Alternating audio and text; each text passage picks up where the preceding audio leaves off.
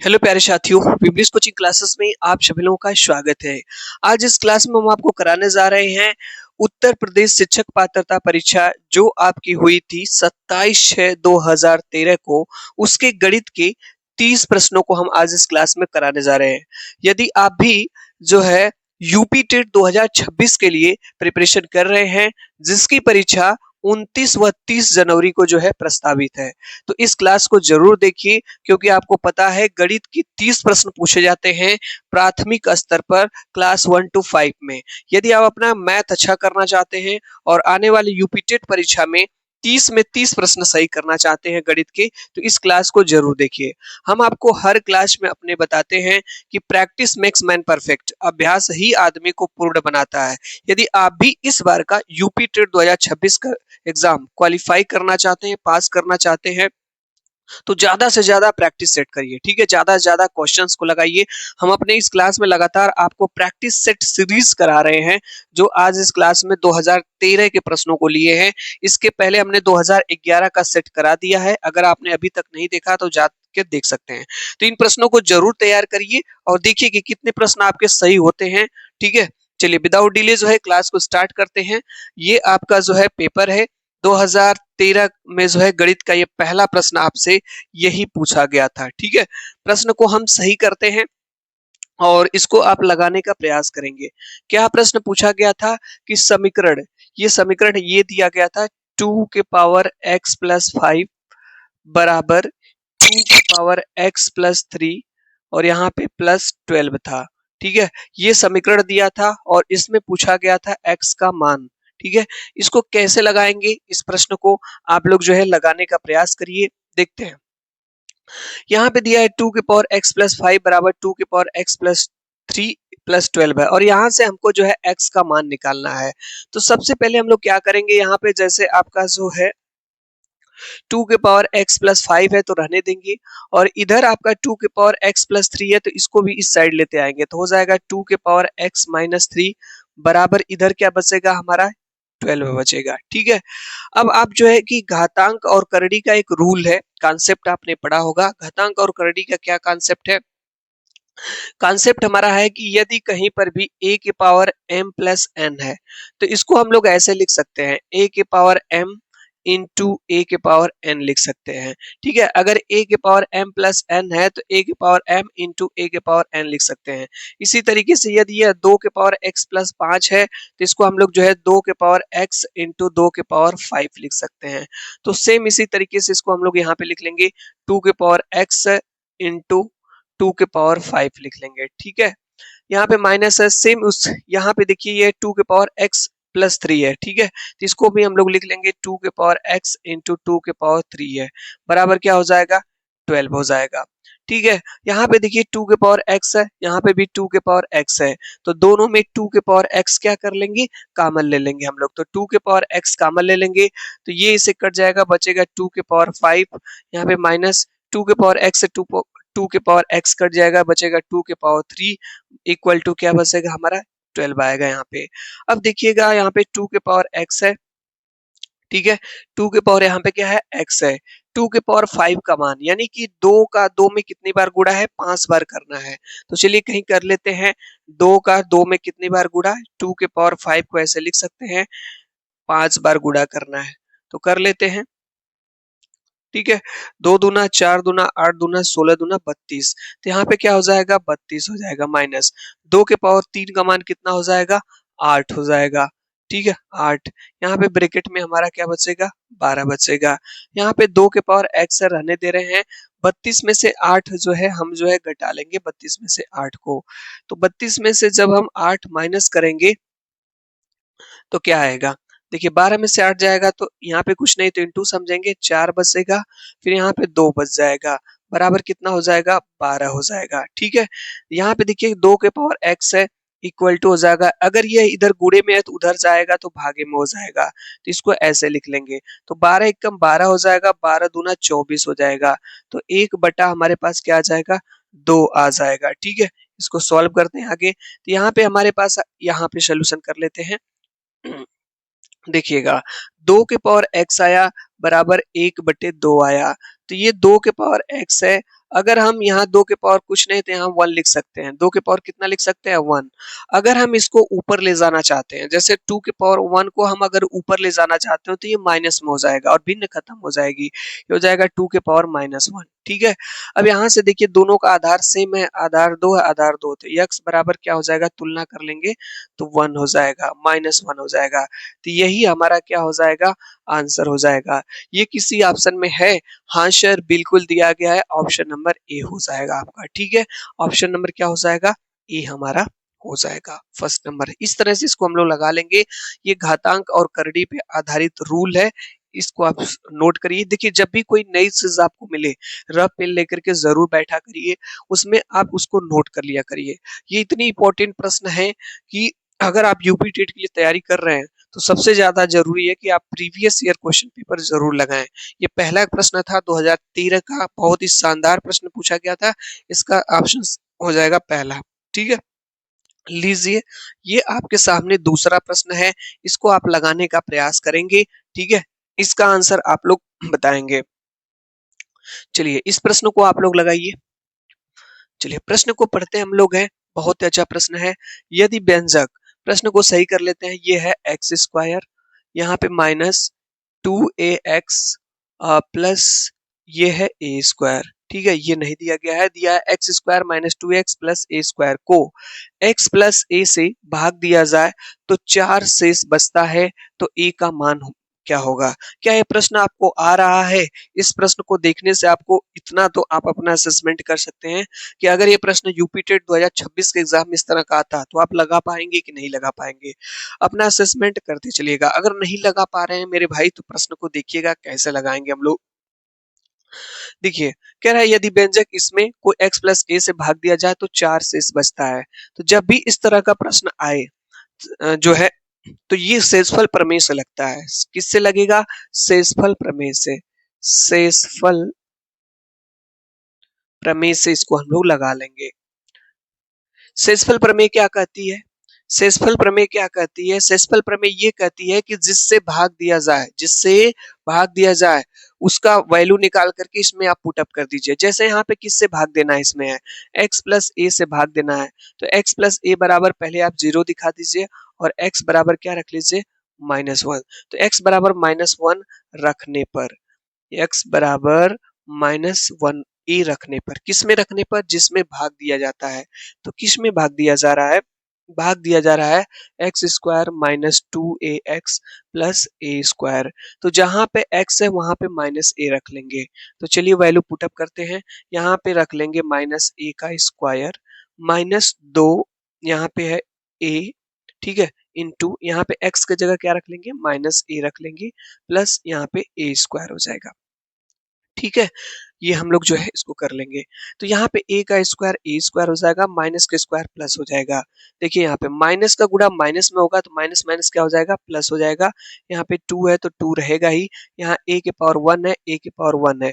आपको पता है कि अगर आधार सेम हो, यदि आधार सेम हो तो पावर को ऐड कर दिया जाता है, जो उसकी घात होती है उसको जोड़ दिया जाता है। ठीक है, तो यहाँ पे a के पावर क्या हो जाएगा? 2, 1 और 1 मिलकर के 2, और ये पहले से आपका ए स्क्वायर है। ठीक है, चलिए यहाँ पे देखिएगा एक ए स्क्वायर, यहाँ पे एक एक स्क्वायर, 2 ए स्क्वायर, और यहाँ पे ये 2 ए स्क्वायर मिलकर के कितना ए स्क्वायर? 4 ए स्क्वायर हो गया। ठीक है, और यही 4 ए स्क्वायर जो शेष बचता है उसी के बराबर हो जाता है। पहले क्या करते हैं? जिससे भाग दिया जाता है उसको 0 दिखा देंगे, वहां से x का मान निकाल लिया हमने, और इस x का मान जिसमें भाग दिया जाता है इसमें रख लेंगे। ठीक है, जब इसमें हमने रखा तो हमारा आंसर क्या है? यहाँ पे 4a स्क्वायर आया।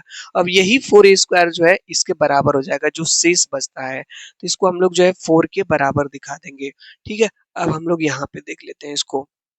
यहाँ पे देखिएगा ये 4a स्क्वायर है, बराबर क्या हो जाएगा? 4 हो जाएगा। यहाँ पे देखिए गुणे में है तो उधर जाएगा तो ये हो जाएगा आपका 4/4। ये 4 से 4 क्या हो जाएगा? कैंसिल हो जाएगा। 4 से 4 क्या हो जाएगा? हमारा कैंसिल हो जाएगा। तो हमारा यहाँ पे आ जाएगा ए स्क्वायर इक्वल टू 1 आ जाएगा। ए स्क्वायर इक्वल टू क्या हो जाएगा? 1 हो जाएगा। अब आपको पता है जैसे इसको बस स्क्वायर हटाएंगे तो ये रूट में बंद हो जाएगा करड़ी में, ठीक है। तो जब ये बाहर निकलेगा तो प्लस माइनस वन होगा, ठीक है। तो इसका जो आंसर आ गया हमारा ए का मान जो है प्लस माइनस वन आया है। ये किसी ऑप्शन में है? हाँ सर बिल्कुल है, ऑप्शन नंबर बी करेक्ट हो जाएगा। देख रहे हैं प्लस माइनस वन हो जाएगा। तो शेषफल प्रमेय से इसको हम लोग जो है आसानी से इस प्रश्न को लगा लेंगे। बहुत ही शानदार प्रश्न है, अच्छा प्रश्न है, ठीक है। नेक्स्ट प्रश्न में चलते हैं। अगला प्रश्न है, इसको आप लोग लगाने का प्रयास करेंगे, ठीक है। ये प्रश्न आप लोगों के लिए है।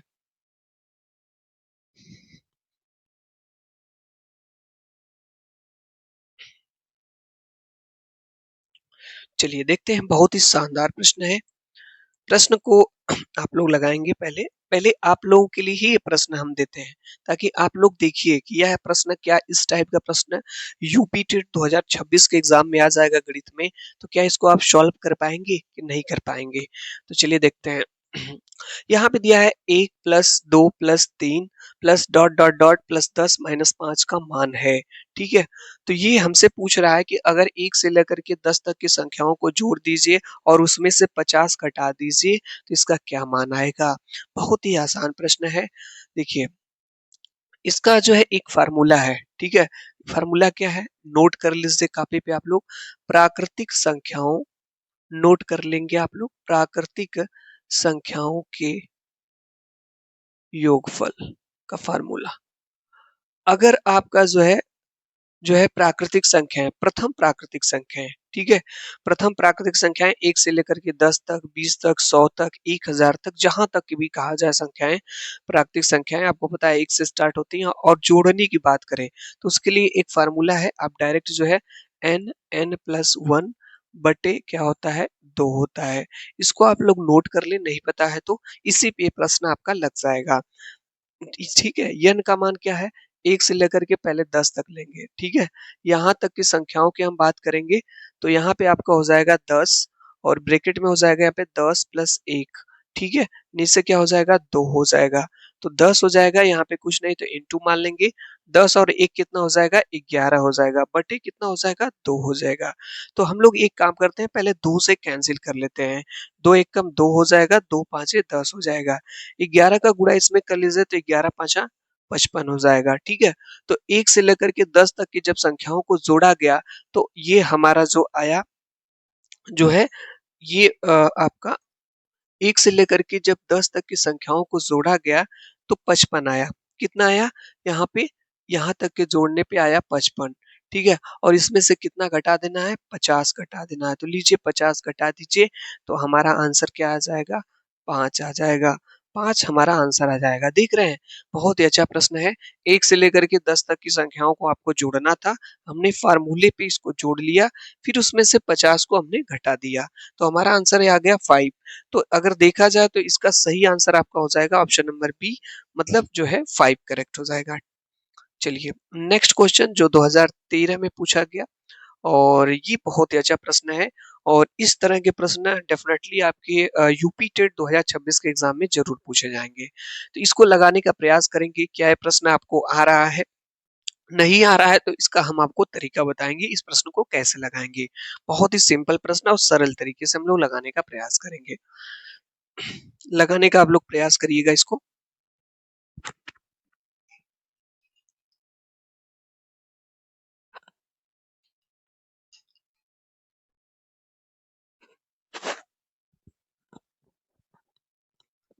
चलिए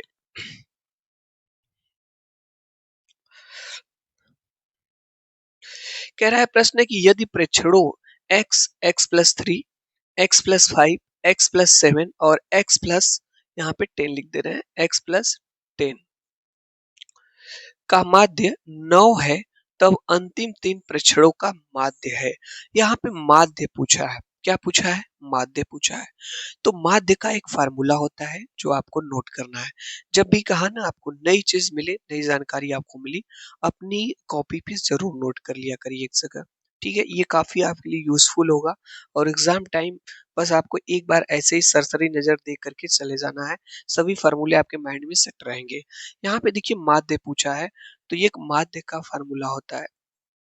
माध्य बराबर होता है कुल संख्याओं का योग कुल संख्याओं का योग बटे कुल संख्याओं का योग बटे कुल संख्या। ठीक है, ये हमारा फार्मूला होता है, इसको आप लोग नोट कर लीजिए। इसी पे हम लोग जो है इसको लगा लेंगे। यहाँ पे देखिएगा क्या क्या दिया है।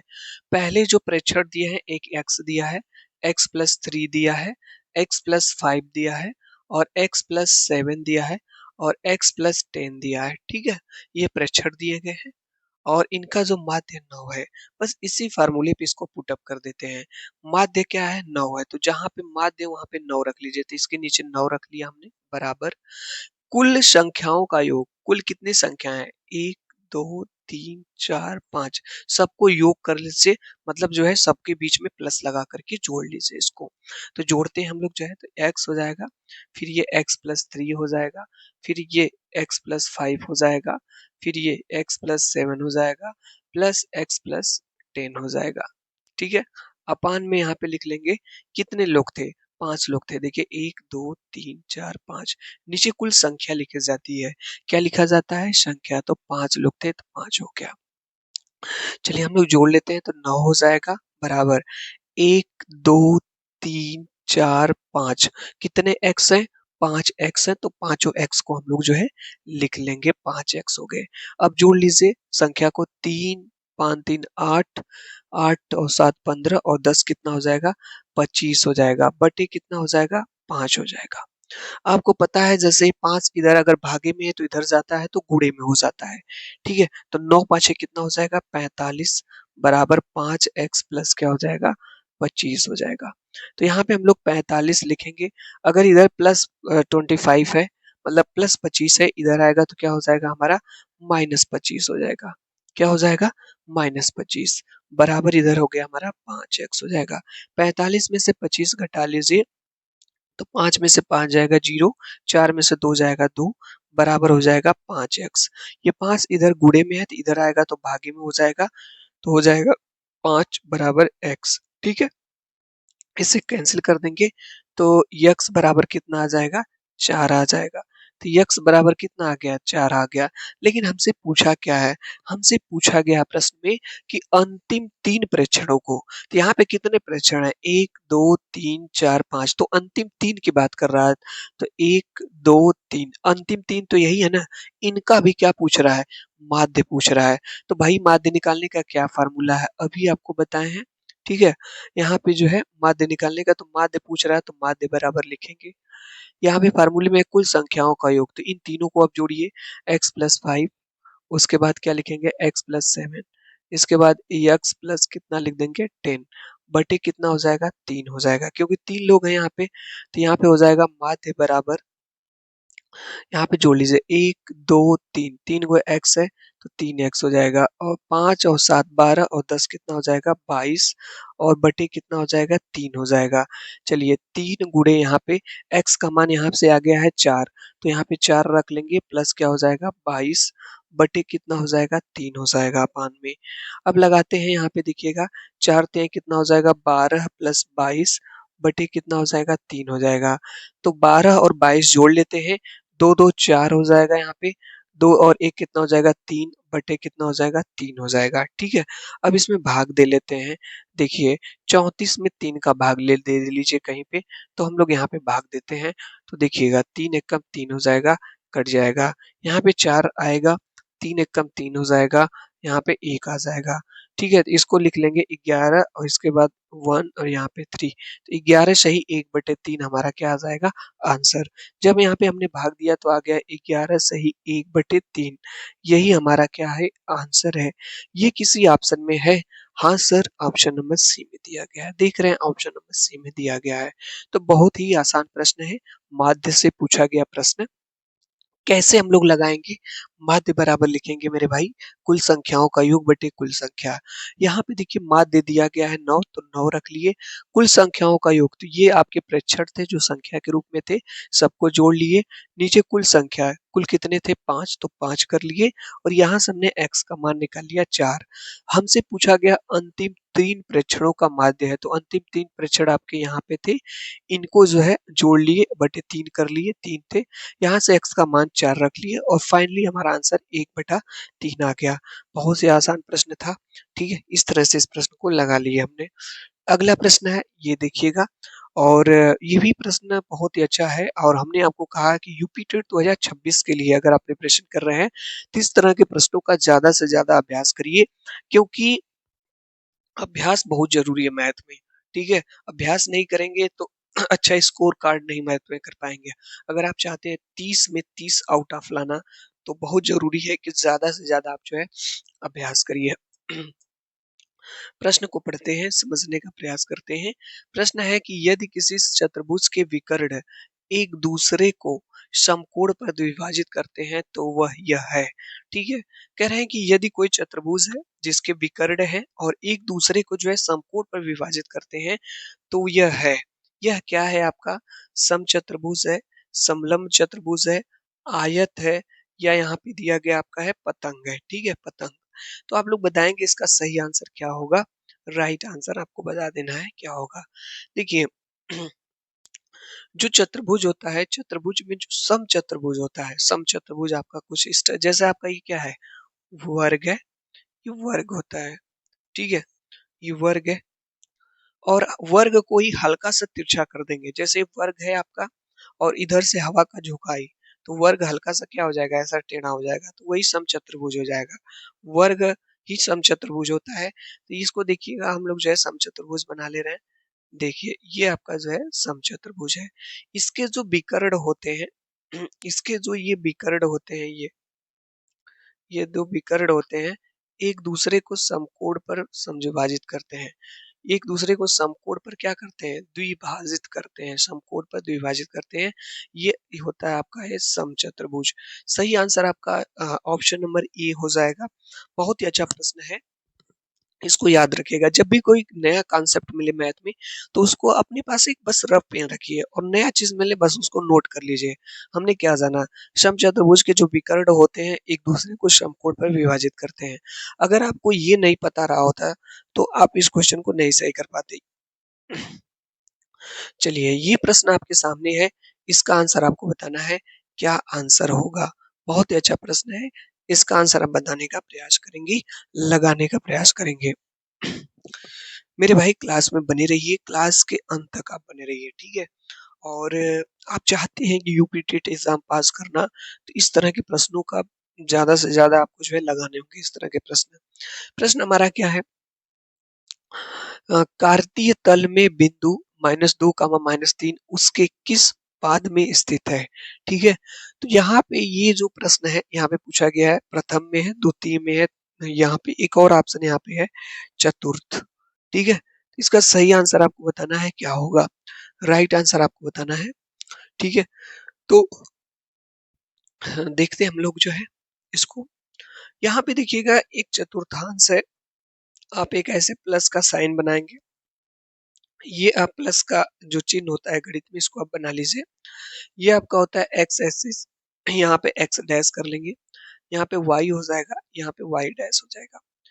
जब आप जो है, जब आप आगे की तरफ बढ़ते हैं, जैसे आप यहाँ पे स्टैंड है, यहाँ पे खड़े आप है, जब आप आगे की तरफ बढ़ेंगे तो प्लस होगा। तो यहाँ पे आपका जो है, यहाँ पे अगर देखा जाए तो +1, +2, +3, +4 आएगा। ठीक है, अगर यहीं से आप पीछे की तरफ जाएंगे तो माइनस होगा। यहाँ देखिएगा, -1, -2, -3, -4 और डॉट डॉट डॉट ऐसे। ठीक है, ये माइनस हो जाएगा। इसी तरीके से जब यहीं पे आप स्टैंड है और आगे की तरफ जाएंगे तो ये सब आपके क्या हो जाएंगे, प्लस में हो जाएंगे। जैसे यहाँ पे +1, +2, +3, ठीक है, यहाँ पे +4, डॉट डॉट डॉट ऊपर की तरफ। और ऐसे ही अगर आप नीचे की तरफ आएंगे तो यहाँ पे हो जाएगा -1, -2, -3, -4, डॉट डॉट डॉट। अब आप लोग सोच रहे होंगे कि सर ये क्यों बता रहे हैं हम लोगों के लिए। मैं इसी प्रश्न के लिए आपको बता रहा हूँ। ठीक है, चलिए देखिएगा, यहाँ पे हम लोग समझने का प्रयास करेंगे।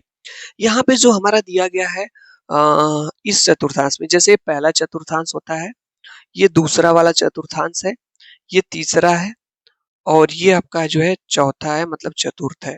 अब देख लेते हैं हम लोग जो है किसमें प्लस होगा, किसमें माइनस होगा। यहाँ पे आप लोग देखिएगा, यहाँ से जब आप आगे चले हैं पहले आपको क्या लेना है, पहले आपको x लेना है फिर y लेना है, ठीक है। पहले मतलब x को भुज बोला जाता है और इसको बोला जाता है कोटि। क्या बोला जाता है? कोटि। तो पहले भुज लेंगे फिर कोटि लेंगे। जैसे यहाँ से आपने इधर चला तो ये प्लस चला तो प्लस हो गया, यहाँ से इधर गए तो ये हो जाएगा प्लस, यानी पहले वाले में दोनों प्लस होता है। दूसरे वाले में बात करते हैं तो पहले x की तरफ चलेंगे तो दूसरे पहले हो जाएगा माइनस, ऊपर की तरफ चलेंगे तो प्लस हो जाएगा, यानी कि ये माइनस और प्लस हो जाएगा। तीसरे वाले में अगर आप यहाँ पे स्टैंड है तो पहले x की तरफ चलेंगे तो माइनस, फिर ये y की तरफ चलेंगे तो माइनस, इसमें दोनों माइनस होता है।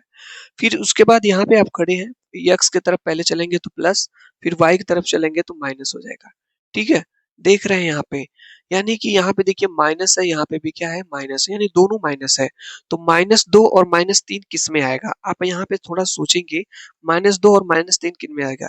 यानी -2 यहाँ पे है और -3 क्या है? यहाँ पे है। तो देख रहे हैं -2 और -3 इसी में आएगा, तीसरे वाले में आएगा, तीसरे वाले में, ठीक है। इसका सही आंसर आपका हो जाएगा सी वाला, मतलब तृतीय हो जाएगा। इस तरह से इसको हम लोग जो है लगा लेंगे। चलिए,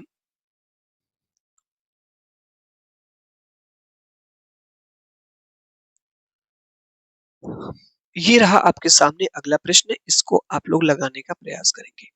प्रश्न पढ़ते हैं अच्छे से। सबसे पहली बात, अगर आप गणित अपना अच्छा करना चाहते हैं, मैथ ऑन बेसिस आप चाहते हैं कि यूपी टेट एग्जाम में आपके 30 के 30 प्रश्न सही हुए, तो पहली बात कि आप प्रश्न को अच्छे से पढ़ना सीख जाइए, ऑप्शंस को पढ़ना सीख जाइए, ठीक है। जब भी कोई नया कॉन्सेप्ट मिले तो उस पे उस कॉन्सेप्ट को लिख लिया करिए और ज्यादा से ज्यादा आप रिवीजन किया करिए, ठीक है। प्रश्न क्या है यहाँ पे कि एक व्यक्ति अपनी यात्रा का 2/5वां भाग, यहाँ पे क्या क्या है? एक व्यक्ति अपनी यात्रा का 2/5वां भाग ट्रेन से, 1/3 बस से द्वारा, 1/4 कार तथा शेष 3 किलोमीटर दूरी पैदल चला तो उसकी यात्रा की कुल दूरी है। यानी एक व्यक्ति है, वो अपनी यात्रा करता है और यात्रा में कुछ दूरी आपका जो है बस से, ट्रेन से, उसके बाद वो जो है कार से, उसके बाद पैदल जो है कुछ दूरी तय करता है। उसकी कुल डिस्टेंस बतानी है कि कितनी दूरी। तो बहुत ही आसान प्रश्न है। जैसे इस तरह के जब भी प्रश्न आए तो मान लीजिए उसने टोटल जो है 1 यूनिट बस चला, कितना चला? 1 यूनिट चला। कितना चला? 1 यूनिट चला, वो आप मान लीजिए। अब यहाँ पे कहा है कि जो है प्रश्न में कह रहा है कि एक व्यक्ति अपनी यात्रा का 2/5वां भाग किससे? ट्रेन से। तो यहाँ पे देखिएगा जो ट्रेन से चल रहा है, ये चल रहा है 2/5वां, यानी 5 में 5 का दूसरा हिस्सा वो चल रहा है ट्रेन से। इसी तरीके से 1/3 किससे चल रहा है? बस से। तो बस से कितना चल रहा है यहाँ पे? 1/3 चल रहा है। फिर 1/4 कार से, तो ये जो कार से चल रहा है व्यक्ति, वो 1/4 चल रहा है। और जो शेष जो है, जो शेष कितना? शेष जो है वो 3 किलोमीटर पैदल चल रहा है, ये प्रश्न कह रहा है, ठीक है। आप लोग ये बताइएगा सबसे पहले, ट्रेन से कितना चला मेरे भाई? 2/5 चला। बस से कितना चला? 1/3 चला। कार से कितना चला? 1/4 चला। तीनों को आप जोड़ लीजिए, एलसीएम ले लीजिए। 5, 3 और 4 का एलसीएम हो जाएगा 60। एलसीएम आता होगा, 5 3 15 चौक को 60 हो जाएगा। 5 का भाग 60 में देंगे तो 12 हो जाएगा, 12 का गुणा इसमें करेंगे तो 24 हो जाएगा। प्लस इसमें 3 का भाग दीजिए तो 20 हो जाएगा, प्लस 4 का इसमें भाग देंगे तो 15 हो जाएगा। जोड़ लीजिए यहाँ पे 20 और 24 44 हो जाएगा, 44 और 15 59 हो जाएगा, 59 बटे आपका कितना हो जाएगा? 60 हो जाएगा, ठीक है। अगर हम ट्रेन, बस और कार की जो यात्रा उसने की है, अगर इसको जोड़ लिया हमने तो 59 अपान क्या हो जाएगा? 60 हो जाएगा। लेकिन जो उसके पास जो वो शेष चल रहा है, 3 किलोमीटर पैदल चल रहा है, तो मान लीजिए हमने 1 यूनिट माना तो 1 में से इसको घटा दीजिए 59/60 को, तो यही आपका जो है शेष निकल करके आ जाएगा। क्योंकि अगर आप ट्रेन, बस और कार्स को जोड़ करके अगर एक में से घटा देंगे तो शेष जितना चल रहा है वो उसमें जो है आपकी यूनिट वहां पे मिल जाएगी। तो यहाँ पे देखेंगे हम लोग जो है घटा लीजिए, यहाँ पे अपान 1 हो जाएगा, बटे कितना हो जाएगा? 60 हो जाएगा एलसीएम। 1 का भाग देंगे 60 हो जाएगा, माइनस 60 का भाग 60 में 59 हो जाएगा, यानी 1/59 आ जाएगा, ठीक है। ये 1/59 क्या है? बचा हुआ है। ट्रेन से चल लिया, बस से चल लिया, कार से चल लिया, चलने के बाद 1/59 मतलब 1/59 जो है आपका शेष बचा हुआ है, और यही शेष आपका जो है 1/60 रहेगा। 1/60 यही जो शेष है ये 3 किलोमीटर के बराबर है। तो एक बराबर हो जाएगा, अगर ये भागे में है तो इधर हो जाएगा गुणे में, तो हो जाएगा 180 किलोमीटर। तो यही जो एक यूनिट का मान आ गया हमारा कितना, 180 किलोमीटर। यही इसका क्या हो जाएगा, आंसर हो जाएगा। यहाँ पे हमारा ऑप्शन नंबर सी सही हो जाएगा, 180 किलोमीटर। ठीक है, ऑप्शन नंबर सी सही हो जाएगा। नेक्स्ट क्वेश्चन पे चलते हैं। अगला प्रश्न है और ये प्रश्न बहुत ही अच्छा है, इसको आप लोग लगाने का प्रयास करेंगे। यहाँ पे क्या होगा, प्रश्न हमारा है कि कह रहे हैं के लिए मान यहाँ पे दिया है x+1/x है, बराबर है 5x² 5x² प्लस, ठीक है, 1/x+2 है। ठीक है, और ये कह रहा है यहाँ पे इसका मान पूछा गया है। नहीं, क्वेश्चन ये नहीं है, थोड़ा सा भाई मिस्टेक है, कहीं क्वेश्चन में मिस्टेक है। हाँ, वास्तव में क्वेश्चन ये पूछा गया है, ध्यान से देखिएगा। यहाँ दिया है x+1/x बराबर 5 है, तो हमसे पूछ रहा है x² प्लस 1/x² का मान पूछ रहा है। ठीक है, ये क्वेश्चन नहीं है। आप लोग इसका बताएंगे, इसको लगाने का प्रयास करेंगे और देखते हैं इस क्वेश्चन को आप लगा पाते कि नहीं। इस तरह का प्रश्न अक्सर करके टेट एग्जाम में पूछा जाता है।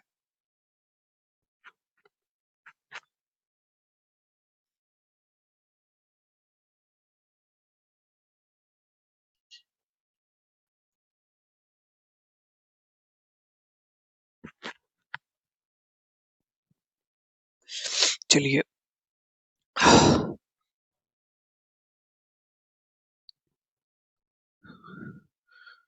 बहुत ही अच्छा प्रश्न है। देखिए, जब भी इस तरह का प्रश्न है तो बहुत ही सिंपल सी बात है। जैसे x+1/x बराबर 5 दिया है, तो यहाँ पे हमसे स्क्वायर पूछ रहा है। ठीक है, तो हम लोग ये काम करेंगे, जो दिया गया रहता है पहले उसी का स्क्वायर कर लिया करिए। यहाँ पे लिखेंगे दोनों पक्षों का वर्ग करने पर, वर्ग करने पर, चलिए वर्ग कर लेते हैं। तो ये x है प्लस 1/x है का स्क्वायर कर लेंगे, इक्वल टू यहाँ पे 5 का स्क्वायर हो जाएगा। ये फार्मूला हो जाएगा, इसको a मान लें, इसको b मान लें, तो आप पढ़े होंगे a प्लस बी का whole square. a plus B का होल स्क्वायर क्या होता है, a square plus B square plus 2ab होता है। तो हम लोग क्या करेंगे, a की जगह x रख लें, तो x का स्क्वायर प्लस b की जगह 1/x है तो 1/x का स्क्वायर प्लस 2 गुणे a का मान कितना है x है, तो ये x रख लेंगे, b का मान 1/x है तो 1/x बराबर हो जाएगा 5 का स्क्वायर 25 हो जाएगा। ठीक है, इस x से ये x कैंसिल हो जाएगा। सिंपल सी बात है, यहाँ पे x² प्लस 1/x² हो जाएगा प्लस 2 बराबर 25 हो जाएगा। ठीक है, तो यहाँ से x² प्लस 1/x² बराबर हो जाएगा, प्लस 2 उधर ले जाएंगे तो -2 हो जाएगा, 25 माइनस 2 यानी कि हो जाएगा 23। इसका ही आंसर तो हमको चाहिए था। इसका आंसर तो देख रहे हैं, इसका आंसर 23 आ जाएगा। जब भी इस तरह का प्रश्न आए, अगर कोई टर्म दिया हो और आपसे ये पूछ रहा है, तो अगर यहाँ पे स्क्वायर पूछे तो दोनों पक्षों का वर्ग कर लिया करिए। क्या कर लिए, वर्ग। अगर यहाँ पे क्यूब पूछेगा, 3 घात है, तो दोनों पक्षों का वर्ग नहीं क्या कर लेंगे, घन कर लेंगे। अगर इस तरह से लगाएंगे तो फाइनली अपने आप जो है इसका आंसर आपको जो है लास्ट में सोल्यूशन के तौर पे यहाँ पे मिल जाएगा। यहाँ पे जो इसका आंसर 23 आ गया, जो कि ऑप्शन नंबर सी में दिया है। ठीक है, नेक्स्ट क्वेश्चन पे चलते हैं। अगला प्रश्न आपके सामने ये रहा। प्रश्न थोड़ी सी इसमें करेक्शन करना है प्रश्न में। प्रश्न है कि निम्न विकल्पों में से कौन सा विकल्प जो है सही है। यहाँ पे तो का गुणनखंड है पूछा गया है। प्रश्न हमारा है कि ये प्रश्न वास्तव में है, प्रश्न है कि x प्लस वाई का क्यूब, ठीक है, minus X cube plus Y cube. ठीक है, ये कह रहा है, ये प्रश्न आपका नहीं है ये। ठीक है, प्रश्न ये है x प्लस वाई का cube minus X cube plus Y cube का गुणनखंड है। इसका एक गुणनखंड इसी में से कोई ना कोई है, इसको बताना है। तो देखिए, आप फार्मूला पढ़े होंगे, आप जो है a प्लस बी का होल क्यूब क्या होता है, जो है इसको यहाँ पे हम लोग जो है सॉल्व करते हैं, तो होता है a cube plus B cube plus, फिर होता है ब्रैकेट 3xy हो जाएगा, फिर ब्रैकेट में x प्लस वाई हो जाएगा। तो ये तो सिर्फ हमने इसको लिखा है। ठीक है, इसकी जगह हमने ये लिख लिया। फिर उसके बाद यहाँ पे देखिए ये जो है हमारा X cube plus Y cube है प्रश्न में, तो यहाँ पे हम लोग लिख लेंगे माइनस एक्स क्यूब, ये प्लस है तो हो जाएगा माइनस वाई क्यूब हो जाएगा। ठीक है, बहुत ही अच्छा प्रश्न है। चलिए लगाते हैं, यहाँ पे एक्स क्यूब हो जाएगा प्लस वाई क्यूब हो जाएगा, और यहाँ पे प्लस थ्री, यहाँ पे प्लस थ्री एक्स वाई रहने दीजिए, अब एक्स प्लस वाई हो जाएगा। यहाँ पे minus X cube minus Y cube हो जाएगा। कोई कैंसिल हो रहा है? हाँ सर, यहाँ पे प्लस है, यहाँ पे माइनस है, ये वाला भी इससे कैंसिल हो गया, बचा थ्री एक्स वाई और इंटू ब्रैकेट में एक्स प्लस वाई हो जाएगा। तो कह रहे हैं कि जो है इसका, ये जो है इसका एक गुणनखंड है, तो इसका गुणनखंड दो होंगे, या तो ये भी हो सकता है गुणनखंड, ये भी हो सकता है। तो 3xy देखिए यहाँ पे दिया है, ये इसका गुणनखंड है। जैसे ये आप ऐसे समझिए, जैसे मैं कह दूं यहाँ पे 15 के गुणनखंड है, तो 15 को आप लोग ऐसे लिख सकते हैं 3 गुणे 5, तो 15 का 3 भी गुणनखंड होगा, 5 भी होगा। ठीक है, उसी तरीके से जब इसको हमने सॉल्व किया तो ये आया है और ये इनटू में है, तो इसका गुणनखंड ये भी हो सकता है, ये भी हो सकता है, तो इस तरह से ये हो जाएगा। तो x प्लस वाई तो कहीं दिया नहीं है, तो इस तरह से नहीं, तो ये ऑप्शन आपका डी सही हो जाएगा। ठीक है, चलिए यूपी टेट 2013 का ये 10वां प्रश्न जो पूछा गया था आपका, इस तरह का प्रश्न, इस प्रश्न को आप लोग बताएंगे क्या होगा इसका आंसर। बहुत ही शानदार प्रश्न है, अच्छा प्रश्न है, और बताएंगे आप लोग। प्रश्न हमारा है कि एक एन भुजा वाले बहुभुज के किसी शीर्ष से खींचे गए विकर्णों की संख्या के लिए व्यंजक है। ये डायरेक्ट फार्मूला ही आपसे पूछ लिया है। ठीक है, ये डायरेक्ट फार्मूला है। क्या आपको पता है कि एक एन भुजा वाला जो बहुभुज होता है, किसी शीर्ष से खींचे गए विकर्णों की संख्या के लिए कौन सा इसमें फार्मूला होगा सही इसका? पहला है 2n-1/2, और दूसरा है n-2/2, और 5n+2/2, और n-1/2 होगा। इसका आंसर आपको बताना है, इसका सही आंसर क्या होगा। ठीक है, तो ये फार्मूला है, इसको नोट कर लीजिएगा आप लोग कॉपी पे कहीं न कहीं। अगर कहीं पर भी आपसे पूछे n भुजा वाले बहुभुज के किसी हिस्से से भी खींचे गए विकर्णों की संख्या, क्या पूछे? विकर्णों की संख्या का जो फार्मूला हो जाएगा, ये फार्मूला होता है n ब्रैकेट में n-3 अपान में क्या होता है 2। वेरी वेरी इंपॉर्टेंट, इस फार्मूले को नोट कर लीजिएगा। डायरेक्ट देख रहे हैं फार्मूला ही पूछ लिया यहाँ पे। तो यहाँ पे इसका सही आंसर आप बता रहे होंगे कि सर इसका right answer option number D हो जाएगा। यहाँ पे n-3/2 हो जाएगा। चलिए, आज की क्लास का जो है 2013 पेपर का